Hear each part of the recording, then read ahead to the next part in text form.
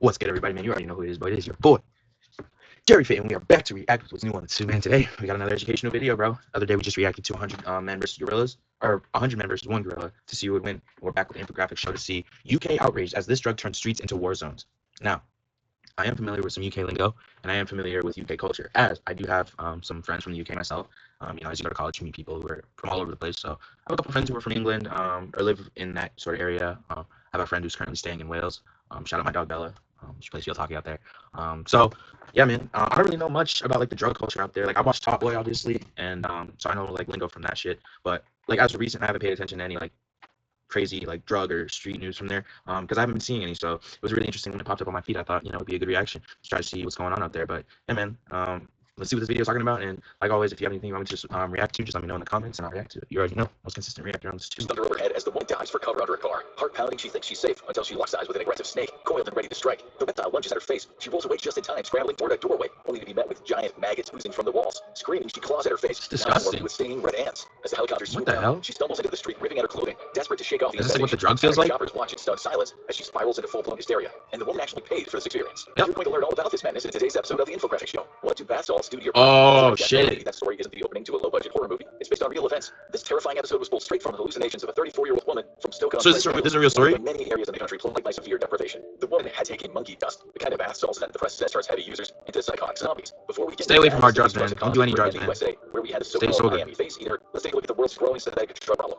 Bath salts are a synthetic class of drugs containing cathinones. This is an alkaloid found in the kos plant, whose leaves have been chewed for their stimulant effects in parts of Africa for thousands of years. In Yemen, it's thought that about 90% of men and 73% of women are regular kos users, with 15 to 20% of adolescents also getting high on kos. They can live lives like this without having to worry about maggot-themed psychosis. Kos is just one stimulating such as the coca leaf and kratom, that is relatively safe but can be addictive. But nonetheless, we made these plants illegal in the war on drugs, and then chemists started making synthetic versions, and that's why we now have synthetic cathinones, aka bath salts. As we'll soon discover, they are far, far more dangerous than chewing on a few leaves. Hey man, education reacts, bro. I'm bringing you videos to make you guys learn stuff. They're all much more dangerous than the real thing. For a long time, these bath salts were called legal highs, often marketed as plant food or research chemicals, with a deceitful label that says, not for human consumption. Governments banned early versions of the drugs, but chemists exploiting a designer drug loophole came up with new variants that were more potent and more unpredictable. What started as relatively mild plant leaves turned into synthetic stimulants, and eventually full-blown chemical nightmares. And that's why critics argue that government drug policies haven't solved the problem. They've only pushed it into darker, more dangerous territory. Right now, governments are still playing cathinone whack-a-mole. As soon as they outlaw one, chemists just make a new one, with potentially endless opportunities to make more. And for 3 good blasts for around 10 to 20 bucks, if you can avoid psychosis, coma, or cardiovascular collapse, it seems like a good deal for users. Bro, well, bath salt drugs are exactly the same. They're all supposed to mimic the feeling you get from amphetamines, MDMA, or maybe even cocaine, but they come with a whole lot of weird effects. Users often describe the experience as feeling too chemical. The surge of energy and euphoria is tainted by an unsettling, twisted sensation.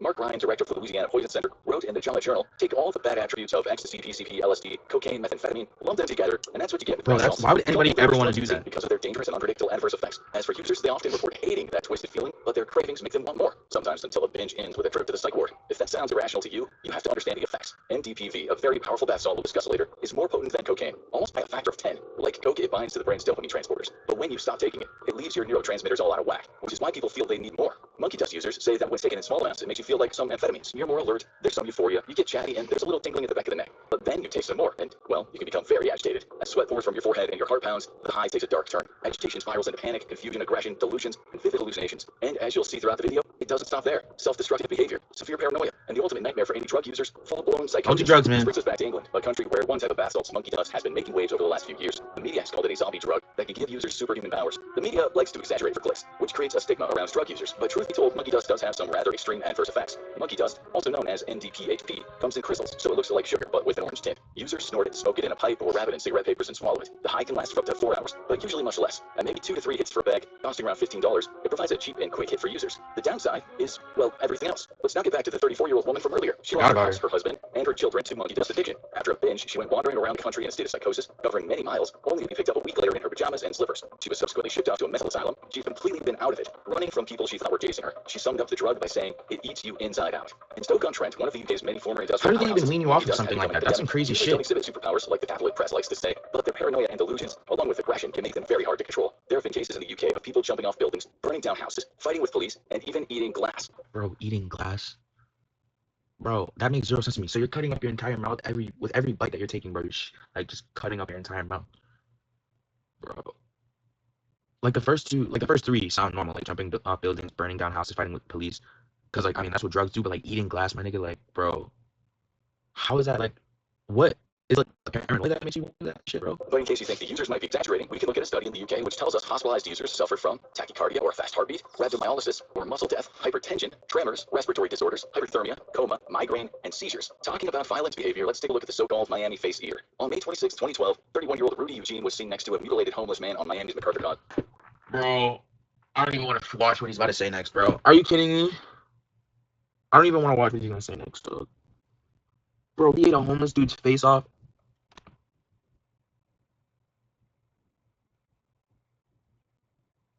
Way. Cops with their guns pointed told them to step away, and all they got back in return were growls. The 65-year-old homeless victim, Ronald Poppo, survived, but only after surgeries that tried to rebuild the 50% of his face. He lost one eye in the attack, he was left blind in the other, he also lost his nose. We don't know if Eugene had actually taken bath salts. Despite manic media reports, toxicology tests didn't find any, only traces of marijuana.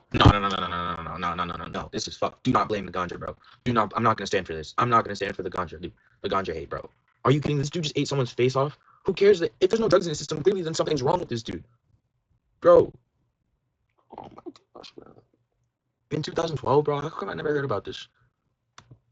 But what had made this young man a creature who had never done anything like this before commit such a barbaric crime? Police killed him, so we'll unfortunately never know. Still, despite the toxicology report, the doctor said his behavior pointed to bath salts. They said that there are so many different types that they might not have been able to detect them in Eugene's system. Whether he had taken them or not, the Causeway Cannibal was not good marketing for the drugs. One of the most widely used bath salts here in the U.S. was Flocka, a favorite among the broke and homeless. In terms of cost and sheer duration of the high, it was considered a bargain, offering hours of intense effects for just a few dollars. This is the drug that made a young woman in Florida jump off a bridge in Fort Lauderdale because she thought people were chasing her. She almost drowned because in her state of psychosis, she told herself that she could breathe like a fish. A doctor in Florida said he'd never seen anything like it, calling it $5 insanity. The media claimed that Flocka could turn users into paranoid zombies with superhuman strength. Stay away from drugs, guys. Not entirely baseless. Violent psychosis cases surged, with ERs seeing 25 to 30 users a day, many with dangerously high blood pressure that doctors warned was near lethal. Even when people came off of Flocka in rehab, the paranoia often lasted for months. As that British woman said, it eats you inside out. Like monkey, I'm genuinely wondering like how they take you off of that kind of shit. Stronger, we mean more likely to cause paranoid psychosis. Joining these two is MDPV, which was big in the US from 2009 to 2013. I didn't even know bath salts were this popular, bro. Two of those were young men in Pennsylvania who succumbed after going into the woods and shooting some into their arms. That same year, Pamela's Law was created in New Jersey after a guy went out of his mind on MDPV and murdered a Rutgers University student named Pamela Schmidt. One of the fatal effects of bath salts is something called serotonin syndrome, meaning your brain has created too much serotonin. But the top causes of deadly overdose are hypothermia, heart attack, and cardiac arrest. Hypothermia because bath salts change the setting on your brain's hypothalamus, where your brain's thermostat is.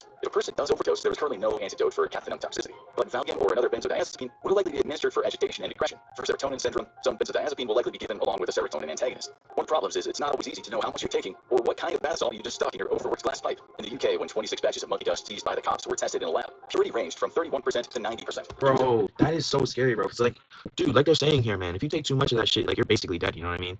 So if you pop like a bad shot and you take like they say you take like two, three hits at a time to get a nice high. If you pop that at 90%, I'm willing to bet, bro, you take that and you just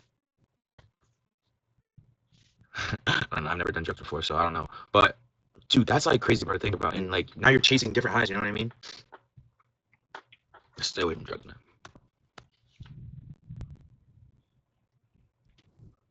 Might call the 31% stuff dead, meaning it's low quality, but if you're used to 50% pure, or you suddenly get some 90% pure, well, be prepared for insect infestation. There are a lot of monkey dust analogs. They're just saying what I was just saying. Fully know what you're taking. And as with most drugs, some people are just much more susceptible to adverse effects. It's not just the US and UK that have a bath salt problem. Eastern Europe has become bath salt central, where low-quality MDMA and expensive cocaine are often replaced with dependably cheap mephedrone, aka MCAT. In Russia, it's said mephedrone is currently at epidemic levels. This drug can still be dangerous, but it's much more similar to MDMA and methamphetamine than Flocka or monkey dust. So nowhere near as strange and paranoia-inducing. Many governments banned it back around 2010. But that's why drugs like Flocka and monkey dust came onto the scene. In Poland, mephedrone is huge. In 2024, Polish cops shut down 33 illegal mephedrone factories, a few less than the 56 they closed in 2023. This so-called cocaine for the poor can be made from apparatus imported from China or India. Without much knowledge, you could be breaking bad and knocking out crystals galore from your. What is apparatus? The same has been happening in India, where regular folks have become mephedrone chemists. Still, you're more likely to enjoy chemsex on this drug than tear maggots from your skin. Okay, so let's say you're a big bath salt taker, and you frankly had enough and freaked out about insect infestations and scary. You had like 4 pauses in a row. So how will that go? Well, it depends. That's what I've been asking this whole time. If you're on the big hitters, monkey dust, Flocka, and NDPV, your brain could already be wired, so mild paranoia might continue when you stop. Like when someone quits cocaine or crack cold turkey, there might be depression, anxiety, tremors, problems sleeping, and delusions. But stopping shouldn't cause too many problems. Bath salt withdrawal is nowhere near as dangerous as suddenly quitting a serious alcohol or benzodiazepine dependence. It's also not as uncomfortable or sadness-inducing as coming off of opioids. In other words, quitting is more psychological than physical. As for where we stand now with bath salts, it seems that new ones are always around the corner. That said, in the UK from 2022 to 2023, ephedrone was still the most seized bath salt. This is probably because of its relatively low risk and the fact that users like it and they don't usually suffer from severe adverse effects. The second most seized was 4-CMC, the drug which was invented by chemists because governments banned ephedrone. And yes, 4-CMC is more dangerous with a higher risk of adverse effects. In third place was monkey dust. Damn. The sad fact is, if you were sleeping rough in cold doorways, long-lasting bath salts can make your problems disappear for relatively bargain basement prices. Deprivation equals demand, which will keep the chemists busy for the foreseeable future. What can be done to stop the spread of bath salts? And what do you think is more dangerous, the drug itself or the unpredictable effects it has on users? Let us know in the comments. If you think we were hard on... It's gonna be it, guys. What a video, man. I really didn't know anything about like the drug problem in the UK, man. It seems like it's kind of like everywhere in the world, though. But that was a really good video, man. I really did fuck with that. Let me know if you guys fuck with these kind of videos, you know, like educational reacts, bringing you guys the shit that other reactors won't. We do everything over here. So like I said earlier, let me know if you want me to react to anything. Leave it in the comments, like, sub. Let me know what you think, man. Appreciate you guys tuning in. And as always, I'll see you in the next video.